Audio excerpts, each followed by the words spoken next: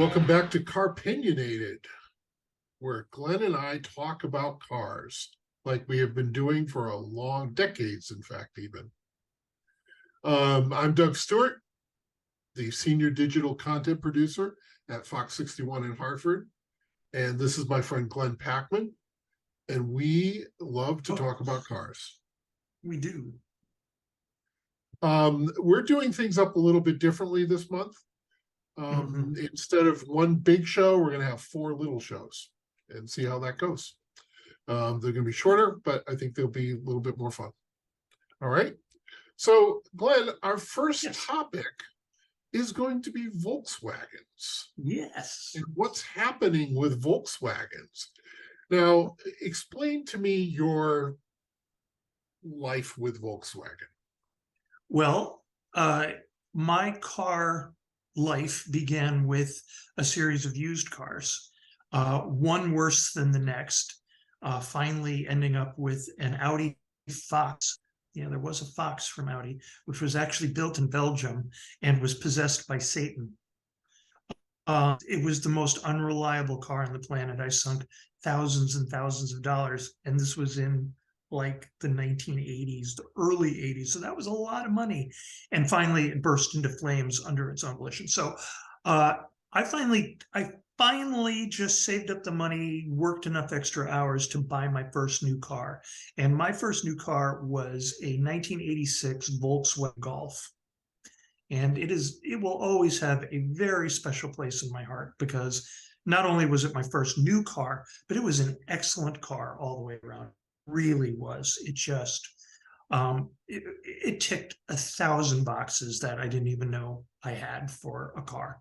And if I could resurrect one car from the dead from many years ago, that would be one of them on my list for sure. So I have a soft spot for Volkswagen. Was it a standard or was it an automatic? It was a stick shift. All my new cars were stick until the mid 90s when I moved back to Connecticut. And then it was just too much traffic. Not that there wasn't enough traffic when I was living in LA. Dude, you were in LA. Yeah.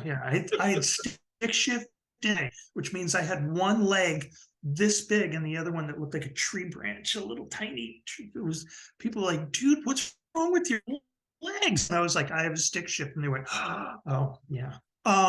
So yeah, it was that LA little bit of recognition, Oh, yeah. Why did it take you 3 hours to get here? I live in the valley. Oh, yeah. Anyways, so that's my fondness for Volkswagen. I'm also half German. My mom is from Germany, so I of course have an affinity to all things made in Germany, wine, white wine specifically, cars, board games, chocolate. There we go. Okay. The 2 things I remember, but because that's the car you had when I first met you. Right. 2 things. It was an amazing color blue. It was. It was a light blue metallic that really just popped. Exactly. Exactly. Yeah. The second thing about it that I remember was the license plate was DASKAR, Das Car, and I thought that guy's smart. My only vanity plate that I ever got, but I thought it was funny. A lot of people didn't get it, but Tis pity, something that's not quite the same, but it's close. Right. So my family history with Volkswagens. So my connection to Volkswagens in the late 70s, 78, 79, was that my father was replacing his Austin Marina, which, what can you say about the Austin Marina? It had an electrical system by Lucas, the people who invented darkness. Right. They say a Lucas electric switch has 3 positions: dim, flicker, and off. Anyway, so it was a lovely color, but it lasted like 3 years and it was just not a good car. So he wants to buy a new car, and he's like, he looks at the Chevette. Like, even then I knew Chevette's not good, not cool. Yeah. And we convinced him to look at the Volkswagen and at the Rabbit at the time. And these were the first American built Rabbits I believe it was a 79, so it would have been the fall of 78. Yeah, he got it. That was a great car. It was a light blue. I have a picture of it around from when we were shooting a college documentary project at what was then called the Bradley Air Museum. And like, I think everyone in our family had it as their primary car at one point or another. It, I want to say it was a 4-speed. I think it probably was a 4-speed. Front wheel drive, ton of room, just fun to drive. Great to drive. Yeah. And I think in some ways that kind of almost is one of the last high points in Volkswagen's history in America, which I think is unfortunate because I think they make a great product.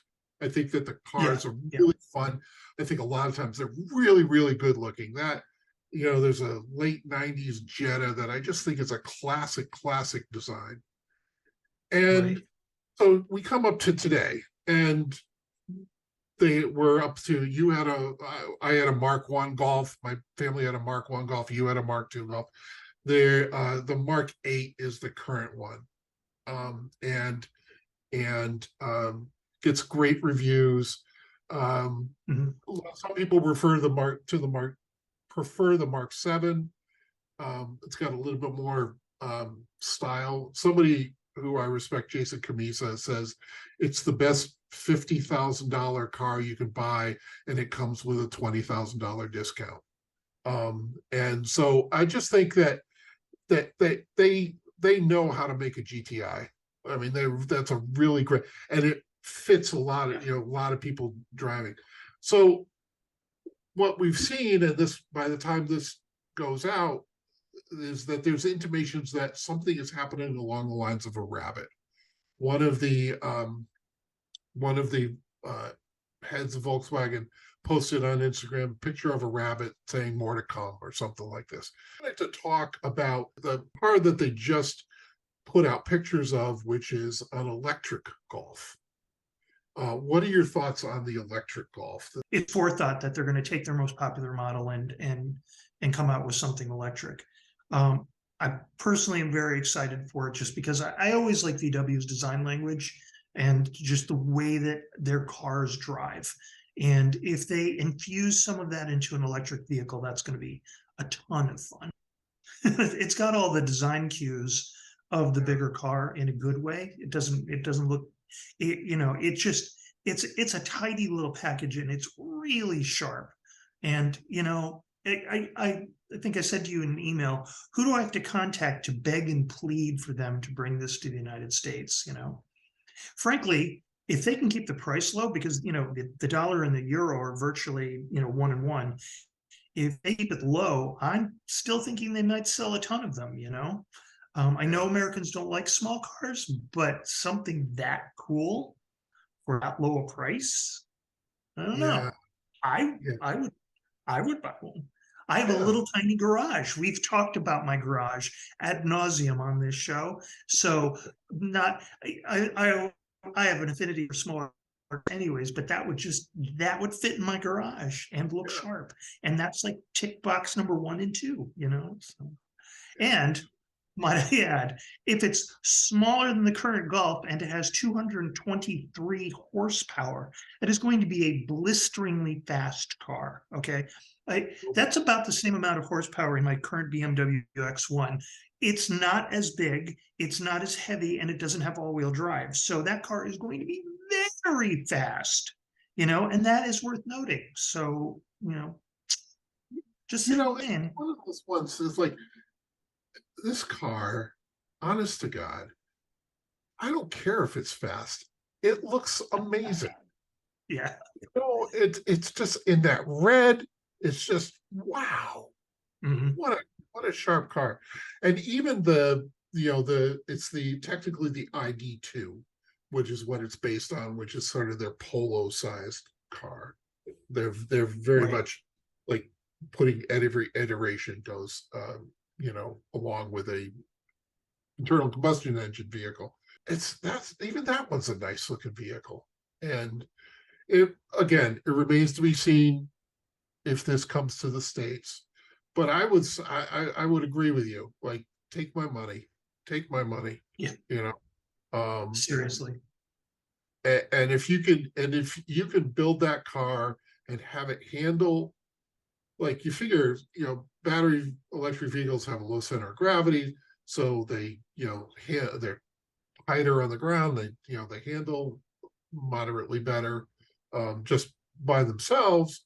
And you put Volkswagen stuff in there, more Volkswagen DNA in there, I think you have a winner there. And again, like we talked about last month or previously with the ID Buzz, it gets people into the showroom. Right. You can say a lot about the Beetle, right? Beetle brought people in the showroom and sold Jettas. Right. You don't have to like the Beetle if it's bringing traffic into your showroom. That's it. I just think with how sharp this car is, with a good ad campaign and the right price, come on, VW, listen to Papa Glenn here. You need to do this. You really do. So the heck with big sales. I want one badly. Yeah. Well, it's very, I pulled up a picture of it in blue, and it is extremely reminiscent of my first little car, because back then the Golf was much smaller than it is now.